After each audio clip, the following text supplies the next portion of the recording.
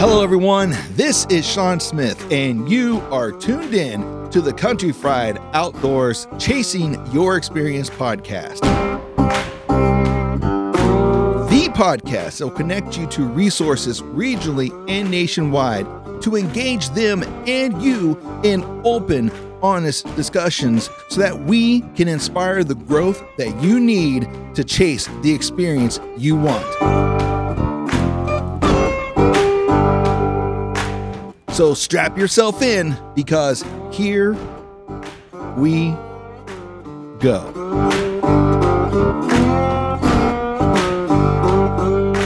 Hello, everyone. This is Sean Smith from the Chasing Your Experience podcast. I am sitting here with some special guests who I got set up next to a tree of some amazing looking deer, and they all belong to a member of this family, all from the same year. And I'm sitting next to the Twiggs here, and I've got Todd, Kate, Journee, and Fisher, and we're going to talk about what apparently was a very amazing season for the family. Todd, Kate, Journee, Fisher, welcome. How are you guys? Great. Thanks for having us. Mm-hmm. I appreciate you guys coming on here and joining us. So we'll start off here. Todd, why don't you introduce us to the family here? Yes, this is my wife, Caitlin, and then my 10-year-old daughter, Journee, and my 8-year-old son, Fisher.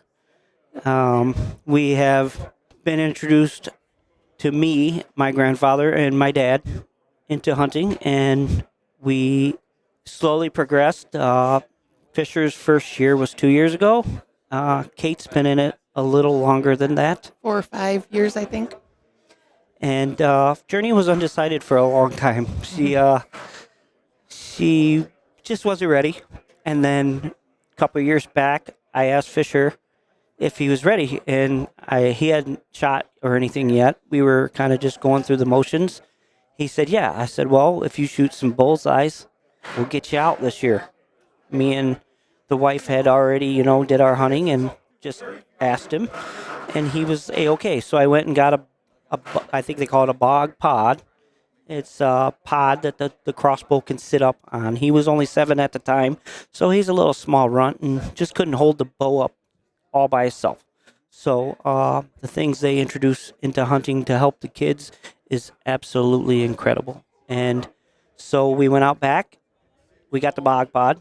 We went out back. He shot, so we got after it. And that's how the whole family thing started. It's an amazing feeling to see your kids out in the outdoors. It really is. And it's what you've always dreamed of, right? Yeah. Absolutely. Sorry, it's just a very emotional thing for me. Hey, that's why we're here. Yeah. Is to capture those emotions and everything. So as a father myself, I want to know what's the secret to get them off the screens and into the woods. The biggest thing is it's got to be fun. And it's got to be on their time. That you can't force them in no means, but you got to give them a little screen time a little bit before the action. Get them in, make a deal with them. Hey, we're going to get in, settled in. We're going to get a little bit of tablet time, and then when it gets to business, we're cutting. We want your eyes to adjust, obviously. A lot of the movement is towards the end of the night, or the end of the day.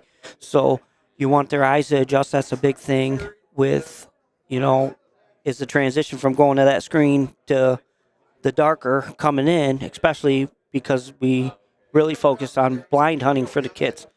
It's a safety thing, you don't want kids up when they're young like that to be in a tree stand, which he has been, but it's tough.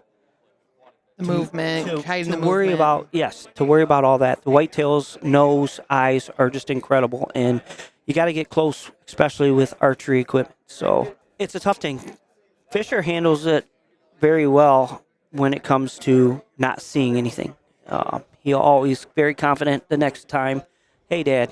It's going to happen next time. It's going to happen next time. And that was an asset that he really helped Dad come a long way, because I'm wanting it so bad for them to have the experience, and it's stressful. I mean, you go out 7 times and not see a deer. It's hard to keep the kids interested, for sure. But we were just a little blessed. I think it was the 7th hunt when you shot your first buck. That's cool. So he Started our year off. started our year off. So that his first buck was the year. This year was he actually shot. It makes sense when you hear it. When he turned 7, he shot his first buck in December. Okay. No, Yeah, no, and then the- no, in January after his birthday. So he shot one. His birthday was the 12th. He shot one in January. So it was the 2022 season. And then he shot this buck, which was The in next season, but the same year. October 15th. So he shot 2 bucks, 7 years old in 1 year. Wow. He got his first deer. We got it mounted. It's in his room. Very excited. So that next year, I always asked Journee that even that year, I said, "You want to get out?" No, I'm all right. So we kind of went into the next year. We're a busy family. We spent a lot of time in the outdoors, whether it be mushroom hunting, fishing, all them things. So our seasons kind of go fairly quickly, and then when hunt season comes in, we kind of get down to business. So we're watching some bucks that we have from recent years, and I had acquired a permission from the year before, and we were watching some deer come in, and we had a couple big ones that we were watching, and we had a good 10 showing up, and camera 2 nights in a row we were busy. We couldn't make it. I wanted to get in there, but it just didn't play out. And then the third day, it was a Sunday, I looked at him, I said, "Are you ready?" I said, "He's coming in. We need to sneak in there. The wind's right." We did. He obviously got a little bit of time. We got settled in, and actually, I had just told him, it's time to put that down when he get our eyes adjusted, and it was a really tough shot. So we're in the blind, and when he came in, he was kind of quartering to us, and we had talked about that's one of our tougher shots for the kids to tuck it where it needs to be. So you ready? So what happened? So it was just a great day, and it was like time to get out. He came in, we were all set up. I shot, and yeah, so we kind of got our family up, everybody out there. We started tracking. Then we got there, we bumped him once, kind of got out of there. Then we came back, we bumped him again. We were about to leave because we were losing blood, and then that's when my dad came in. So we were just walking around, and my dad shines the light out, and he's like, "Fisher, get over here." And I'm like, "What, Dad, what?" So I'm looking over there, and guess what I saw?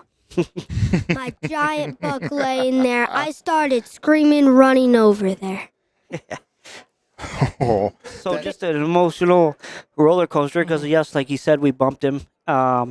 We had the landowner kind of wanted to come out with us, so yeah. he was kind of anxious, and we usually slow roll that time because these animals are tough. So we got in there and we bumped him. So I was just like, let's go home, eat, chill. And we came back, school night too. So I think we came back at like 10:30 or 10:45.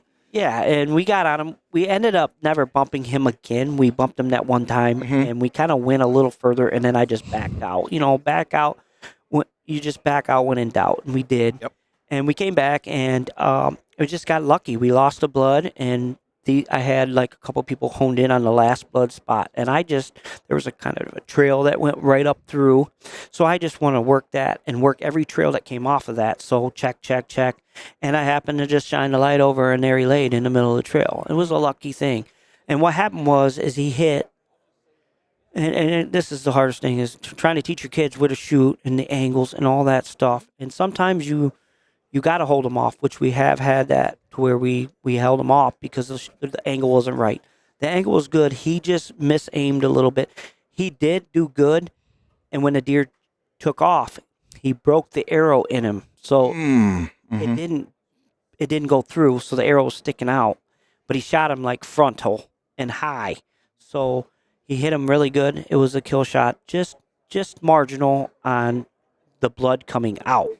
The problem was the blood was staying in the deer. So it was really tough, but we got it.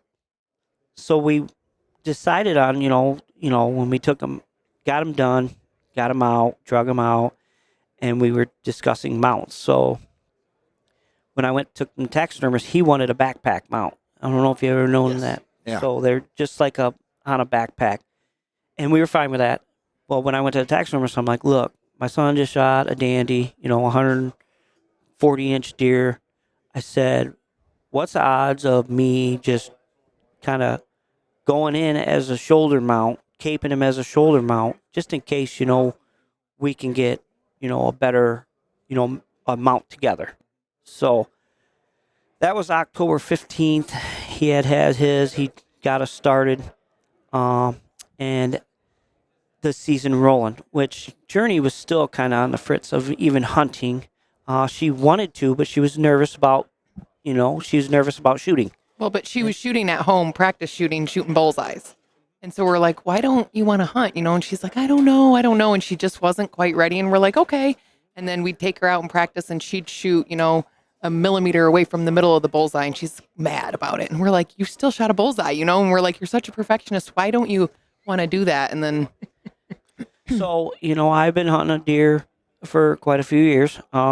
He's made like 3 mistakes on cam. In the time that I was hunting him, he was probably, I would say, he's at least a 6.5, 7-year-old deer. Fisher found one of his sheds. I think it was 2 years prior, and we just were super excited. So it was a super rainy night, 2 days, October 29th, I'm pretty sure it was, and he had showed himself for the first time of the year. And I was like, I'm going after him. It's supposed to be raining. I like rainy days, but it's miserable to hunt in. So I get in. Kids, they're out doing something as a family. I get in there. First deer I have is a nice 6-pointer. He comes down. He goes in, sitting there eating. And then I hear a couple, and obviously it's pouring down rain. It's hard to hear, but like you just get that notion. So I look down and I see 3 does and they're kind of coming at me. And I'm like, all right. Well, I just turned I have a tactic cam on the bow. So I turned it on to film this little buck just to get some film. And I turned it off. Right when I turned it off is when I seen the does. So I'm like, man, I should have left that on. Well, I tried to turn it back on and it wouldn't turn on. Uh-oh. And I'm like, geez, but whatever. And then they kind of tried to like work towards this buck, and then all of a sudden Brutus, which is my buck's name, popped out, and I'm like, oh my goodness, there he is. And I had seen him one other time on stand, and I just didn't get the shot. He was out, but I had hung this stand from that day. I hung that stand to hunt where he was at, where he came from, where he feels comfy. So that little buck had seen them does, so he turned while Brutus seen him. And he came in, and he only gave me a split second. So he came in, he showed his antlers, he showed his dominance. The little buck kind of like moved off, and the does were on the opposite side of him. So where was he going to go? He was going to go to the does. So he literally just looped around, and I took the shot. It was a very, very spur of the moment thing. I know my angles. I'm a aim for the exit hole kind of guy, and I shot, and it was pouring down rain, and he ran off. I marked it. You know how it is. Trying to mark the spot. Yes. Last seen him, the angle, all that stuff. But right at the end of it all, I heard a crack, and I'm like, okay, I like that. So I got down instantly because of the rain. I could do it quietly, so I snuck down, checked the arrow. The arrow had blood on it.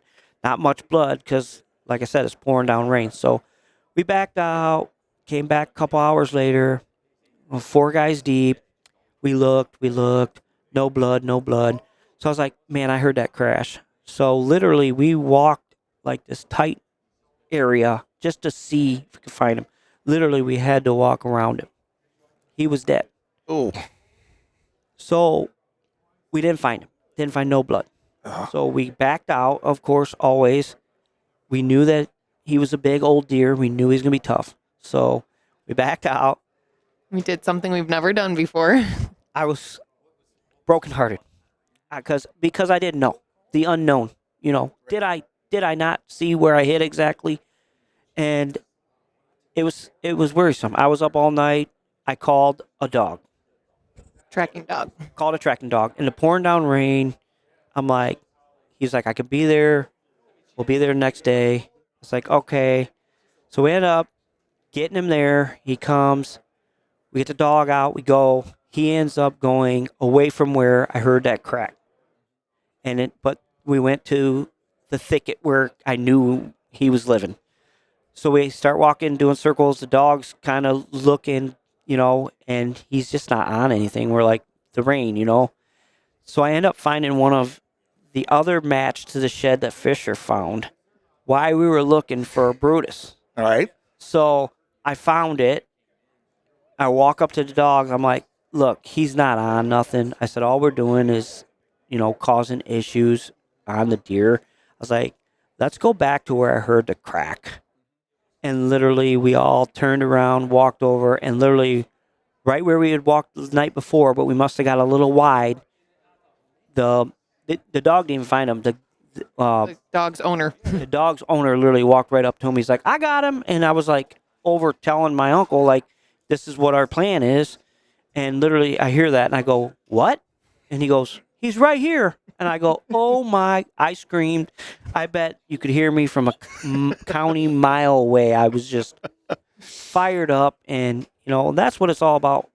When you got, when you hunt hard and it all comes together and you shoot one and the unknown is there, it's heartbreaking. It is.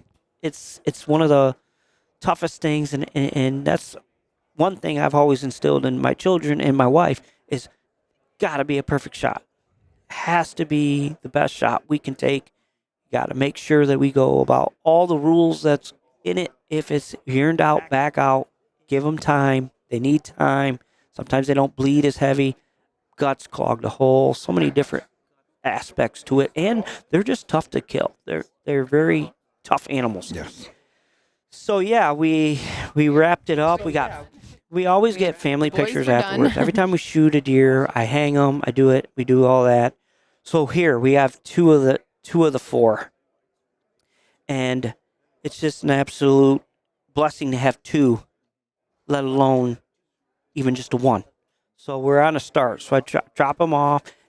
In the meantime, my dad ends up shooting a big one. So we're taking them 2 bucks to the taxidermist. So now I got to go talk to my taxidermist, Josh Burkholder. Great dude. Awesome work. Just a great man. Personality-wise, down-to-earth guy. He's like, awesome, you got the 2. Let's work on that 3rd. You're on your way there. So my wife, Kate's a teacher. She's got minimum days. I usually pick her days. I'm like, this is a day we need to get out, or this is the weekend, so we can get out. But I like to get her out the first day, kind of on a weekday when we're not having them weekend warriors and a lot more pressure. The rut's coming in. We're getting going. I got a spot. We're getting multiple big bucks. Yeah, multiple bigger bucks coming in.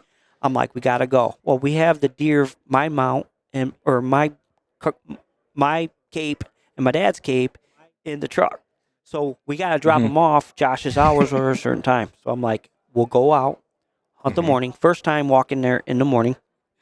Literally hung the stand a week before. Get her out.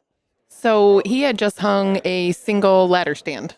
So this is a Saturday. We did go out the first time in that spot, and we didn't have anywhere to put him. So I'm sitting in the ladder stand, and he's straddling over my shoulder, standing on the handles or the seats next to me, and he's miserable, and he's switching his legs, and he's like trying to put his feet, and I'm shifting like this, and he's like, we got to do something different for the afternoon. I'm like, okay. And he's like, let's wait a little longer. So we end up getting down. We got to go take the deer heads in, and then we were going to grab a bite to eat and go hunt the evening. Well, as soon as we get out of the stand, half hour, maybe even not that long, buck comes through. And we're like, man, if we just would have waited a little longer, I would have shot that. It was a nice buck, but Right. So we drop the deer heads off. We end up going to another spot nearby. He rips a ladder stand down, or a regular stand, gets it up, puts it kind of above my head in the ladder stand. So we hunt the evening. I think we had a couple of deer in the distance, but nothing came in, nothing crazy. So that was Saturday. That following Tuesday, which was actually election day, and because I'm a teacher, we have a waiver day because of the voting in the schools. Well, it's just a long day of meetings. So I decided I'm going to go hunting that day. So I called off and we went out to that same spot, but now he had his stand so he could actually sit, and the sun had just come up. I don't even remember how long after legal shooting time it was. Not long. I mean, we sat, we got situated, and we're just, being patient. And I remember just hearing the ch-ch, and I'm like, oh, the squirrels are already waking up and getting going. And I looked to my left and he was just coming up over the ridge. Well, he was a little higher here, and I tried to mouth to him, buck, and he just didn't respond. I could tell with his body that he just didn't hear me, and I'm like, buck, and he doesn't do anything. So I said, screw it, I'm going to just take this on myself. So I turned my Tacticam on, and I flipped my safety off, and he's looking down at me, and he said, I looked down, and I see you turning the camera on. I'm like, what the heck is she doing? And then he looked up, and he's walking right in front of us. He stopped, I think, once, and there was a little tree in front of him, and he whispered, wait. And I'm like, okay. And then he took a couple more steps, and I pulled the trigger, and he did flinch a little bit. So we got a little concerned on where I exactly hit him. And I said, well, we're going to Walmart so we can get something to watch this video from the Tacticam. We didn't have anything to watch it with, So I said, I don't care what we got to do. We're going to Walmart so we can watch this. So we waited a little bit. We ended up getting down, found my arrow, and it was just covered in blood. And he's like, oh, we're good. We're golden, So he's like, we're still going to give him a little time. He's a big deer. So we climb back up in the stand, and even before that, we find my arrow, and we're kind of like down this little ridge, and we're getting ready to walk back up there, and we look up, and there's a doe. She's standing at our pile. We're like not far from her at all. So we duck down, and we're watching her, and we're like, this is crazy. So she kind of trickles off, and we end up getting back up in the stand, and we just had a bunch more action, deer coming in, and it was just so cool as I'm patiently waiting to get down and go track this deer. So then we finally got down, and just a solid blood trail the whole entire way there, and found him, and we had a heck of a drag. It was a shorter drag, but it was through all these willows, short, trees, and it was just crazy. So then we finally made it to the edge of the field, and he went and got the four-wheeler, and I just laid on the ground next to this big deer, and it was just awesome. And then I didn't even get to the part that our buddy was out there with us too, and after we'd gotten back up in the stand, he dropped his phone, and I happened to look down, and I'm like, Jake shot a buck too. He had a buck laying down on the ground at the same time. So him and I both brought bucks home that day. It was just absolutely incredible. So that was our 3 out of our 4 that we had gotten. Wow. In early November already. Okay. So what I was going to say was this big thing with us is it's a family oriented thing. I do have farms that I can and that I've been hunting for years, and a lot of these properties I'm getting from knocking on doors, and that's what I do. The worst they can say to you is no, and most of these farms are off of the roots that my dad had passed to me and my brother. We had just always knocked on doors, and that's what we did. And we got these permissions, and I carried them through the long haul. And so it was just everything was coming together. We had multiple bucks down. I mean, so, we got to the point to where, like, okay, are you ready? And she says, yeah. And so we had played cat and mouse with a buck near home. So she's getting off at, 4, or she's getting off of school like 3 o'clock. We're trying to get to the stand, her home, showered, and then back to the stand. Well, like 3 different times, the buck's already at the pile. We're not even dressed into the spot yet. Yep, this is Journee. So this is Journee, right? She had finally kind of got in the swing of things. So the one night we went out, and she actually shot her first deer, which was perfect. It was a doe. She come in. I gave her the A-OK. Yeah. And she let her rip. It was kind of, that same, where did she run? Where's the blood? Tall grass, so it was a little nerve-wracking, but we found her fairly quickly. Perfect shot. And in a blind, and for your first time, you did great. And then later November was rolling in, so we started getting into the colder temperatures. We started getting a bigger buck from the exact same spot that her mom shot hers. that I had set a blind up for her because, like I said, just her first time. I want her on the ground. I want her to feel safe. So we went out a couple times in the cold. She would get cold. And then, you ready? Yeah. So we were in the blind, and I was really tired because we slept in that morning, but I just was anxious about going hunting. So we get in the blind, and I ended up falling asleep in my dad's lap. And so I was sleeping, and I was like falling off my chair, and so he like picked me up, and I like kind of woke up, and then all of a sudden we just heard lots of noise. And it ended up being a big group of like turkeys that just came in, and it was like really cold that day, and so my feet were freezing, and so my dad was rubbing my feet because they were cold, and we heard more noise, and so we put my boot back on and got ready, and it ended up just being a bunch of does and button bucks, and they were just hanging out, and then this big buck comes in, and he couldn't hear or see out of one side. So instead of just turning and moving like normal, he would have to back up and turn his whole body to like see.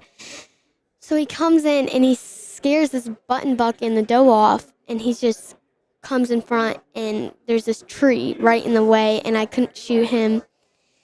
So he ends up backing up, turning around, coming back in, starts eating, and I just was ready, and he was so perfect. I shot him, and then I was just so happy, and he just ran, and I hugged my dad, and then all we heard was a big crash, and so we got out the blind, and then we got food, and went to the bathroom and stuff, and called My nephew. Cousin Jason, I think. Yep. Yeah. And so he came, we tracked him, found him. He was stuck in all these trees, wrapped up. And so we ended up dragging him and then brought him out on the four-wheeler and brought him home and had a big party. Yeah, that was our last piece of the puzzle we were looking for But that yeah, year. it all came together, and like she said, it was a big time celebration for us. We have a lot of passion for it. My kids see the whole process. We do a lot of processing of the deer ourselves, the gutting. I walk them through it. I teach them. I was taught, and I carry that on with the legacy that I have. I've the Buckeye shot would be my fourth Buckeye big buck. So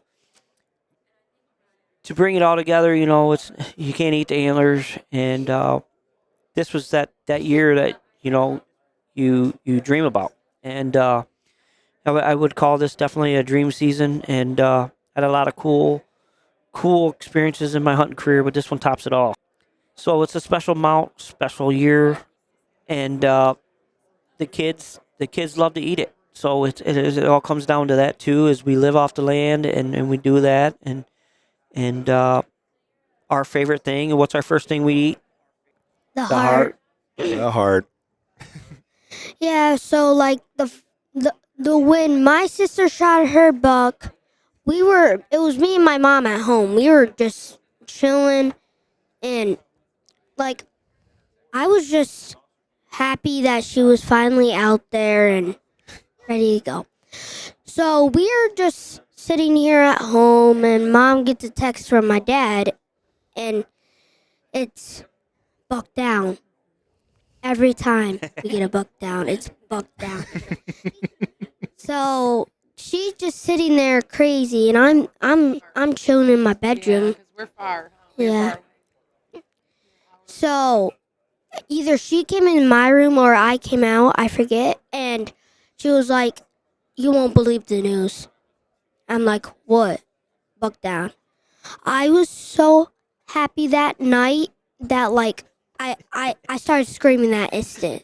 I was too happy, and I would just like to point it out, this was our best year we've ever had. It was, and many more to come. and tougher ones are always going to be welcome as the good ones, right? We're going to work hard. We're going to stay confident. We're going to have a good time with it, and we're going to eat good, Mhm. Yeah, right? you are. And we're just blessed to be together as a team, and we had a great year. And that's our Twig That's story. the Twig That's it. dynasty That's right it. there, all in one season. Man, I can't say you guys, the family as a whole, you guys are so blessed because, the kids. I think they appreciate what took place for them, and that's awesome that they understand that. Because, to be honest with you, $4, same family in the same year. There's guys who spend their entire life that doesn't shoot a buck. There's guys, there's grown adults that spend their entire hunting career, especially not any bucks of this caliber here. And the fact you guys pulled off the 4-peat all in the same year is amazing, and you guys were very blessed. And Todd, Kate, you guys are doing something right, with the kiddos and getting them out there, and keeping that legacy going, because we know as adults, and we know how our numbers are declining. It's getting harder and harder to get the youth involved in things. And obviously you two have figured out, what works for your family to get people out and out in the outdoors. And that's amazing. And I congratulate you guys on that. I am going to ask though, I got to know what's the scores on each one of your bucks. So Todd, what's yours? Mine is 151 and 6/8. Mm-hmm. Kate? My buck is 146 and 7/8. Yep. And then Fisher's buck is 135 and 7/8. Mm-hmm. And then Journee, you want to read yours? Yeah. 131 and 4/8. That You. is amazing. I would do the math, but I'm from Tuscarawas County. Our math skills aren't that great. But you're definitely sitting over 500 inches of antler there between the family, and that's amazing. And congratulations to you two for, you said it's your fourth entry into the Yep, Buckeye this is Big my Book. fourth. Yep. And this is that's your first. Kate's first. So congratulations to the club. I'm still sitting. I missed it by 1/8 of an inch. 1/8 of an inch, but congratulations to you guys. So where do you guys go from here? I went up this year. I shot a booner this year. We called him Roverine. Dream come true, and of course it goes to Dad. We all hunted him, but Dad, he kind of got spooky and he jumped a couple farms, and we honed it back in on him, and I finally got an opportunity. Fisher shot one behind the house. We like just got a new chair and we're walking out and my dad's like, "Oh shoot, he forgot a battery for the camera." So I'm going to get in the stand. He's out there. I have my phone. He has his phone. And straight to the story, like 6 minutes in, we're both on our phones. I look up and that buck's out there. Nice 5-point. My sister passed him, had a crazy story with him. I'll let her say that soon. But anyway, I was like, it's late in the season. I'll take him. I have a lot more in my life to shoot. So Great attitude to have, young man. So I'm getting ready to shoot. He's got he needs to take 2 steps, 1 step with each leg. So he takes 1 step and he's not taking another step. And then an plane comes by in it, and then he gets so stiff you can't even see. He couldn't even see an inch of him moving. He was stiff. And then he turned straight around and he was coming in and so he turned completely around and he was about to go out and my dad. What'd I do? You can do it. Yeah, Matt. That's just a Matt. The universal deer stop. Yeah. Right back in, stepped back. He was like, huh? And then right before he stretched his legs out and I shot it. We had a whole video that the arrow skipped and went from 50 yards to go 70, 20 plus yards. And then that night my mom was hunting, so we were just waiting for her. So we had my dad's friend Kobe over there, my Uncle Kobe. So then we got out there and we got the arrow before that.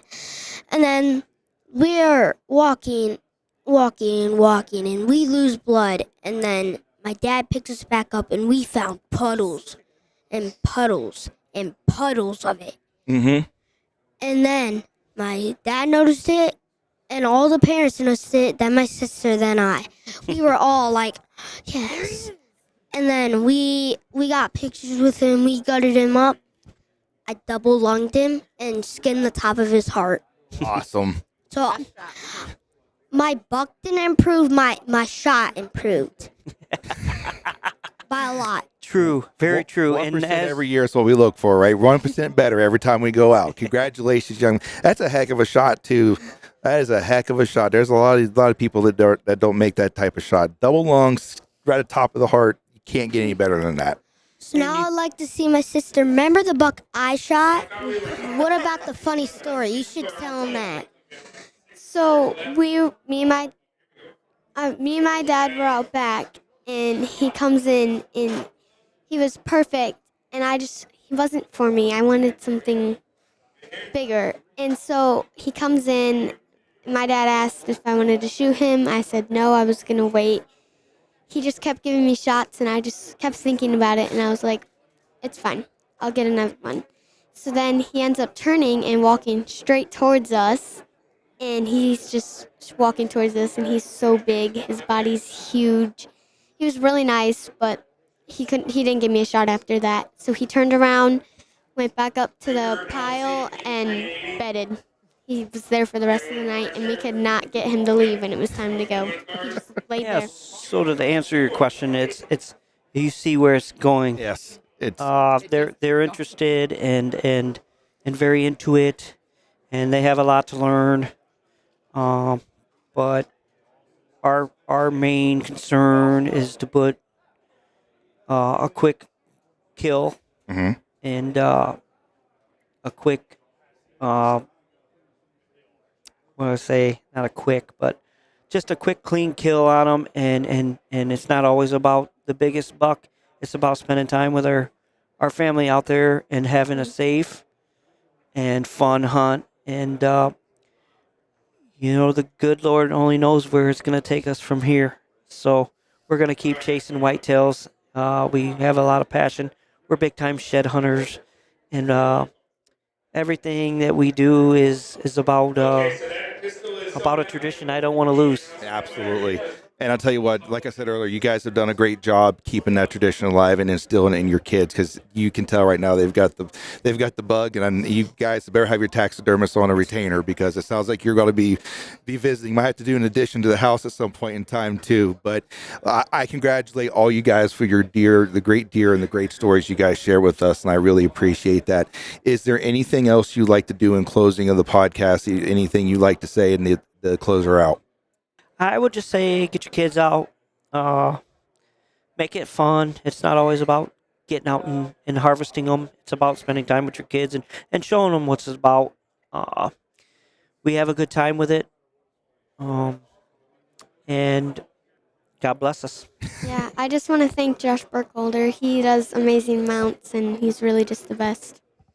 And we'd like to thank you for having us on. Thank you. Well, thank you. I'm humbled by that, but I'm humbled by your guys' story and amazed at your guys' success.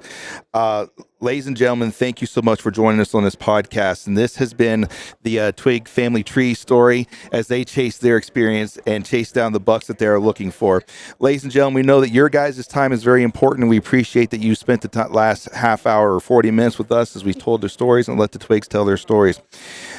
As always, we hope that as you're out there chasing your own experience, that you have the courage to fail, but yet the humility to learn. And until our paths cross again, may you guys stay safe out there, and God bless you.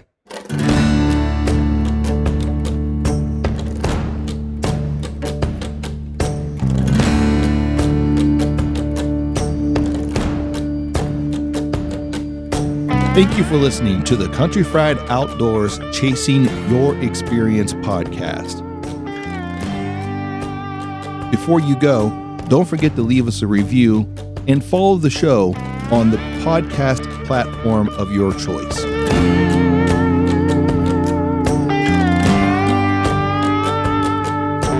Are you hungry for more Country Fried Outdoors? Then follow us on Instagram at Country Fried Outdoors or subscribe to our YouTube channel at Country Fried Outdoor Productions.